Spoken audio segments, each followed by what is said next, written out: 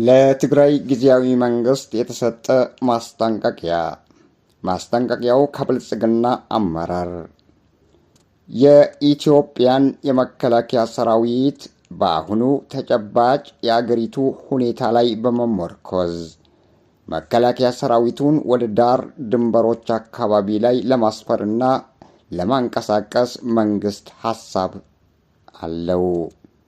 ሰራዊቱ ዳር ድንበሩን ለማስከበር በትግራይ ከተማዎች ውስጥ አቋርጦ ወደ ድንበሩ በሚያደርገው ጉዞ ላይ ሰራዊቱ ዳር ድንበሩን የማስከበር መብትና ግዴታም ስላለው ወደዚያ ስምሪቱን ሊንቀሳቀስ እንደሆነ ከወዲሁ ልናስገነዝባችሁ እንወዳለን።